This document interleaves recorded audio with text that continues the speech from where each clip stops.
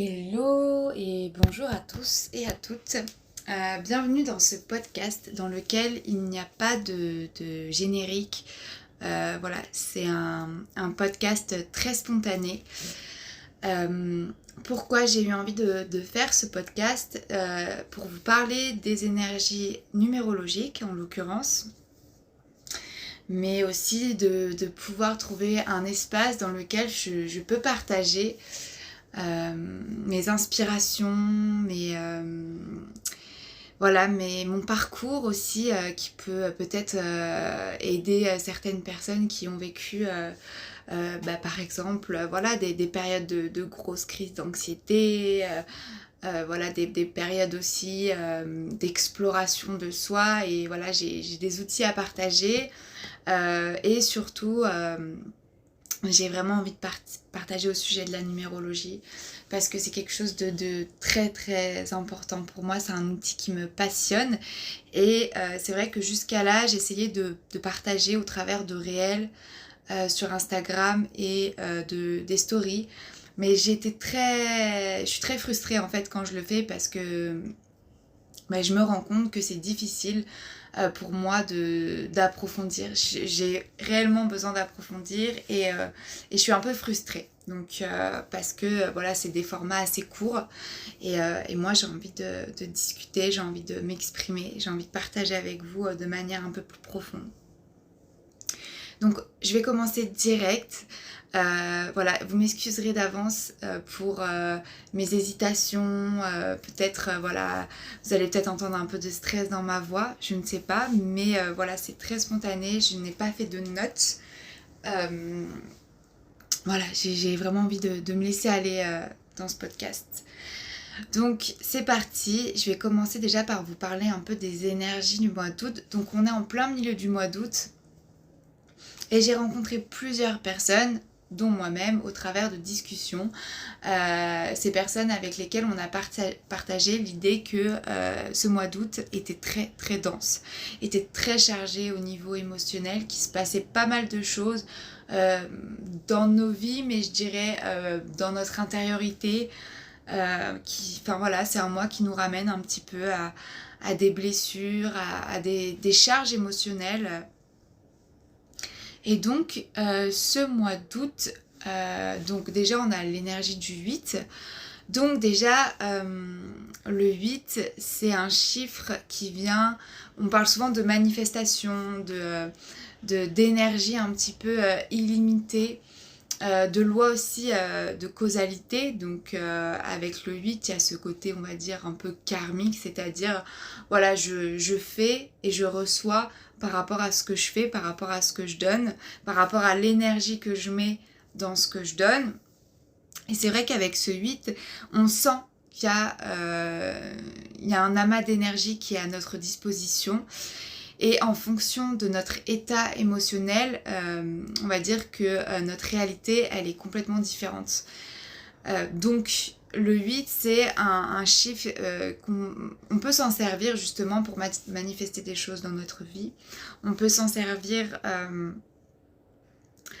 pour créer un peu notre réalité en termes de matière. Parce que si vous voulez, la pensée, elle va très vite, enfin en tout cas de manière plus rapide, se transformer en matière. Donc c'est le chiffre de la manifestation. Et lorsque j'associe ce chiffre à l'énergie de l'année en cours, donc on est dans une année 7, le 7 il est en lien avec moi ce que j'appelle l'éveil. Donc quand je parle de l'éveil, je ne parle pas forcément d'illumination, voilà, comme Bouddha ou Jésus, etc. Mais je parle plus d'éveil. Vous savez, ces petites choses, ces petites situations de la vie, ces petites phrases, ces mots, etc. qui vont clairement nous scotcher sur notre chaise. C'est-à-dire que d'habitude, on les vit, on les entend, on les voit, mais on les intègre pas. C'est comme si elles ne faisaient pas partie de notre réalité jusqu'au jour où c'est quelqu'un qui va nous le dire d'une certaine manière et que notre être est disposé à entendre cette réalité, que là, en fait, ça va nous faire comme un éveil. Donc, par exemple, Vous avez toujours entendu parler de gratitude à toutes les sauces, gratitude par là, gratitude par ci, voilà, demande et tu reçois, etc. Et puis jusqu'à aujourd'hui, bon, ça vous a pas plus parlé que ça. Et puis un jour, vous êtes, je sais pas, en réunion avec des amis, et puis il y a quelqu'un qui va vous parler de la gratitude. Votre être est disposé, complètement disposé à l'entendre, parce que vous arrivez à un cycle de votre vie où vous êtes beaucoup plus ouvert à ça. Et puis la manière dont il va vous en parler, les mots qu'il va choisir, peut-être d'une très grande simplicité, va complètement vous faire asseoir sur votre chaise. C'est-à-dire que vous allez rester scotché par ce que ça va vous procurer à l'intérieur de vous. Et c'est ça pour moi un éveil. Vous savez, l'éveil pour moi, il vient... donc quand on parle d'éveil, on parle souvent de la tour en numérologie. Et c'est le chiffre de ce mois d'août 2023, parce que... non, pardon. Non, c'est le 15. Là, on est... Non, excuse-moi, je reviens en arrière. Donc, je repars sur ce 16 que j'avais envie de vous parler. Le 16, il arrive juste après le diable. Et le diable, c'est quoi? Donc, moi, le diable, je ne l'associe pas à Satan, à cette entité qu'on peut retrouver dans la religion, peu importe. Moi, je l'associe à un espace en nous. Cet espace dans lequel est contenu toutes nos souffrances, nos traumas, nos émotions ravageantes, la colère, la peur, etc. Il y a un espace en nous, et cet espace, si vous voulez, sensible, vulnérable, que j'associe beaucoup à l'enfant intérieur qui est en nous, en tout cas à une partie de notre enfant intérieur, à une de ses facettes. Et si vous voulez,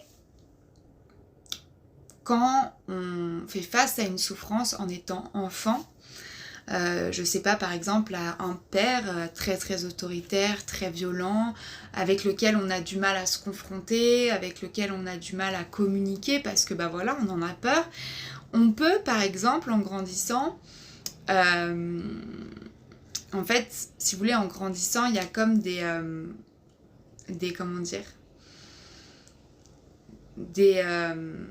protections, des masques de protection qui vont petit à petit se former, se créer en fait pour justement que la blessure ne soit plus activée. Et c'est ce qu'on appelle des masques. Donc par exemple, quelqu'un qui ne voudra plus être en connexion avec cette blessure du père violent va mettre le masque du soumis, par exemple. Pour pas réactiver la blessure, lorsque je suis confrontée à quelqu'un de colérique, d'autoritaire, je me soumets à lui. Comme ça, je ne me confronte pas au conflit.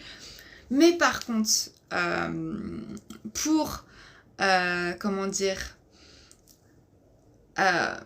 il y a comme un gouffre qui se crée quand on porte des masques. C'est-à-dire qu'on n'est plus à l'écoute de l'émotion, on ne va plus réconforter l'émotion, on se crée quelque chose d'automatique. C'est-à-dire qu'à chaque fois que la blessure est activée, je crée un masque, mais par contre, je ne suis plus à l'écoute de la blessure, je ne suis plus disposée à la réconforter, à lui donner en fait... à me donner en fait cette bienveillance, ce réconfort dont j'ai besoin. Et donc, qu'est-ce qui se crée? Il se crée un gouffre intérieur, et ce gouffre intérieur, souvent, on va aller le remplir avec des relations de dépendance affective, on va aller créer des dépendances, par exemple au sucre, à la drogue, c'est-à-dire le gouffre émotionnel, je le remplis avec des choses instantanées qui vont m'apporter du réconfort de manière instantanée. Et pour moi, c'est ça le diable. Ce sont toutes ces choses avec lesquelles, ce sont toutes ces dépendances en fait, avec lesquelles on s'est donné du réconfort. Et c'est pour ça que je n'émets aucun jugement là-dessus, parce qu'on fait comme on peut en fait, hein. Si on nous a pas appris à se réconforter, à se donner de l'écoute à ses blessures, à ses émotions, on va devoir se l'apporter par soi-même, et c'est quelque chose qui demande du temps, parce que justement on doit souvent se trouver confronté à cette blessure dans notre vie d'adulte pour se dire ah mais là il serait peut-être temps que en fait je prenne soin de moi et je prenne soin de cette blessure, que j'aille aller, enfin que j'explore en fait ce qu'il y a à l'intérieur de moi. Mais en attendant, le diable, il a pris un petit peu du terrain, donc c'est-à-dire les dépendances, enfin voilà, ces habitudes en fait qui sont voilà des besoins en fait compulsifs, impulsifs, d'aller en fait se donner en fait du plaisir, un plaisir instantané qui va justement étouffer notre tristesse, etc. Et donc, ce diable, il prend beaucoup de place, c'est-à-dire que dans notre vie de tous les jours, il va commencer à prendre du terrain un peu, il va gangréner comme ça, et il va aller un petit peu, prendre tous les espaces à l'intérieur de nous, jusqu'à ce qu'il n'y ait plus de lumière. Clairement, il va venir drainer un petit peu notre humain, notre âme, notre esprit. Et la tour, et donc, avant ça, c'est pour ça que dans un tirage, quand on a le diable qui sort, c'est pas négatif. Enfin, ça dépend comment on l'interprète, mais ce que je veux dire par là, c'est qu'en fait, le diable, il vient nous dire, cette arcane, elle vient nous dire, là, il y a quelque chose qui est étouffé par des dépendances, par des... voilà, par ce diable, voilà, que j'interprète de cette manière-là. Et il y a des choses, il y a des gestes automatiques que tu fais qui sont là pour cacher une blessure plus profonde. Et il serait peut-être temps, finalement, que tu ailles la voir, cette blessure. Parce que sinon, le diable, les souffrances, elles vont continuer à exister.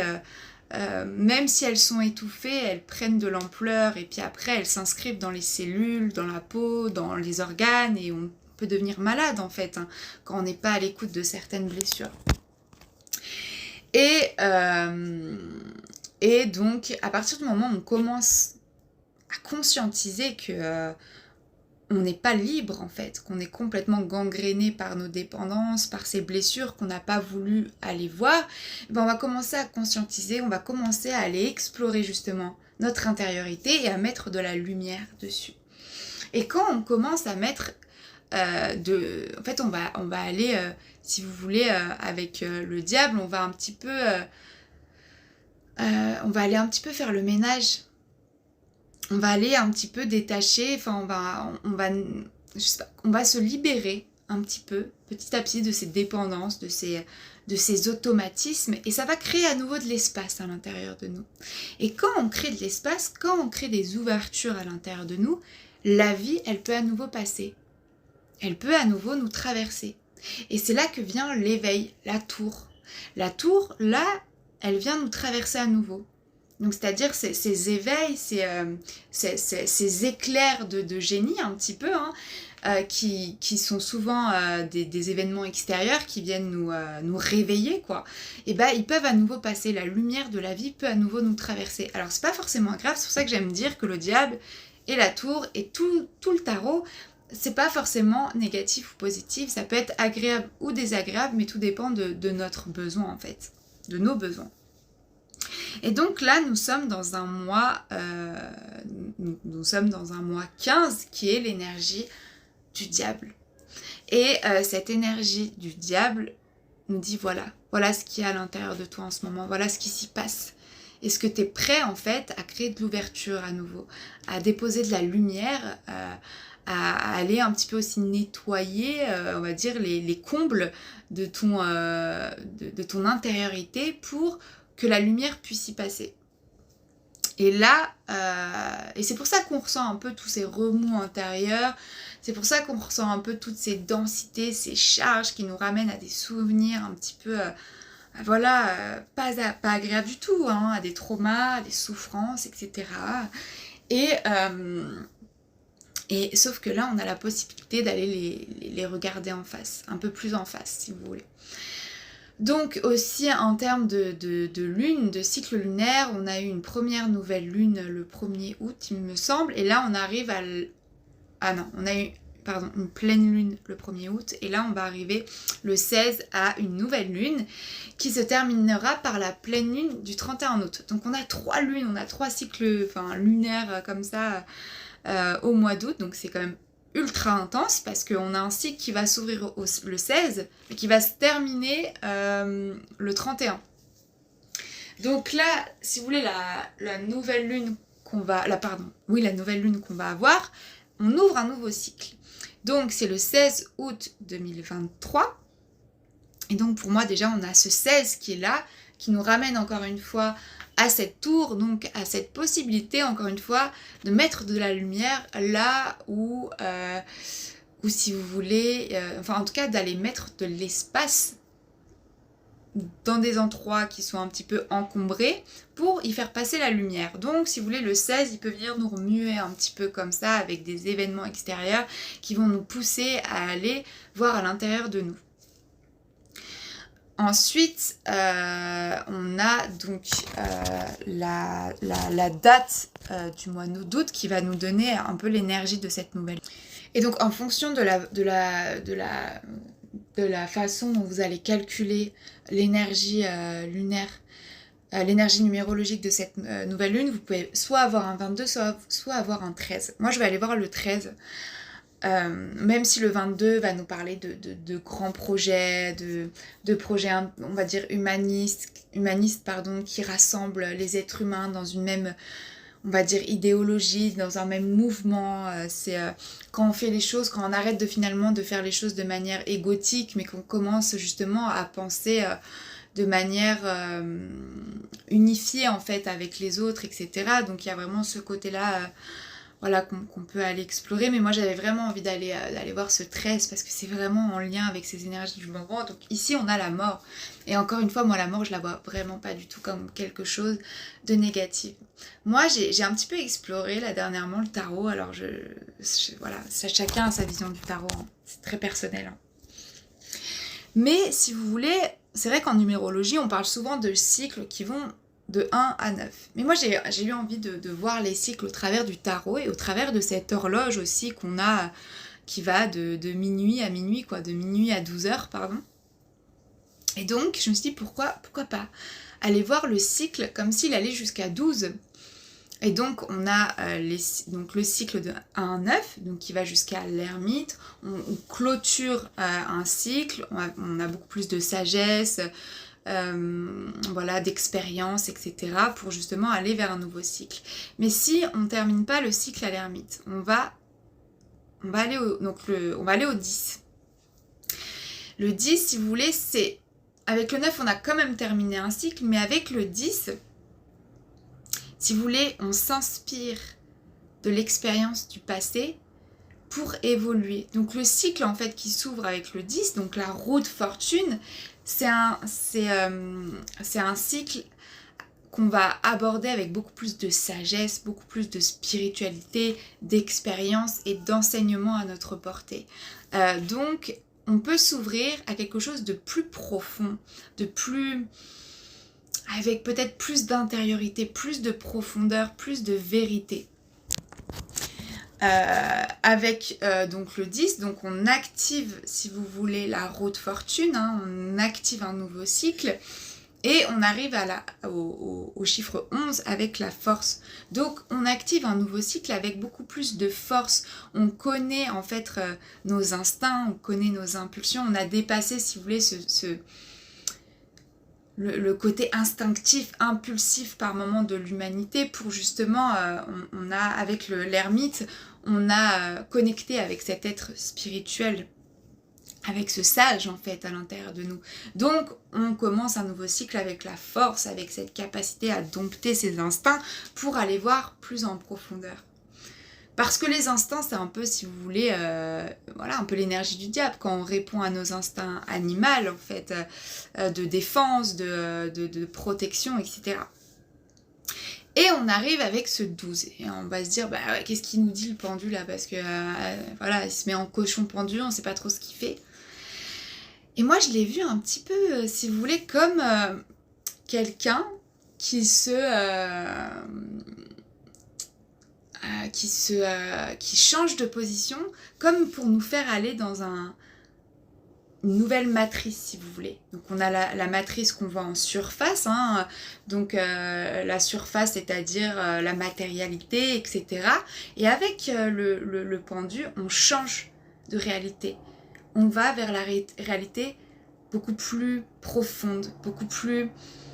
C'est comme si on rentrait un petit peu dans un autre univers avec vous savez, comme quand on tourne une clé.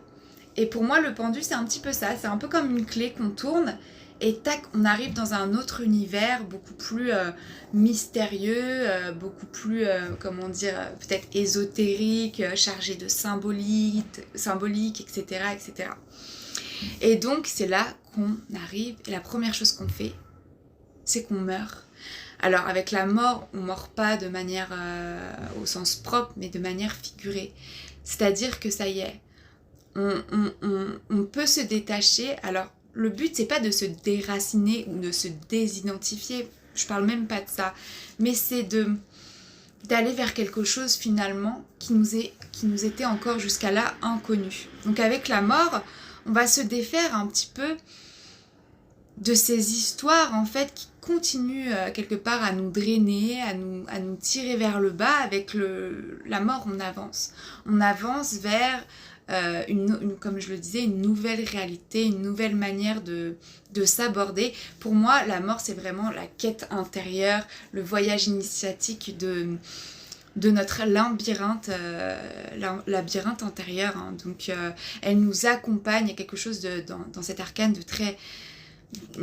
une extrême sagesse, quelque chose de très silencieux, mais de très, je sais pas, magique et finalement de très sécurisant malgré tout. Enfin, je sais pas, c'est ce que je ressens et j'ai du mal peut-être à l'expliquer comme je voudrais.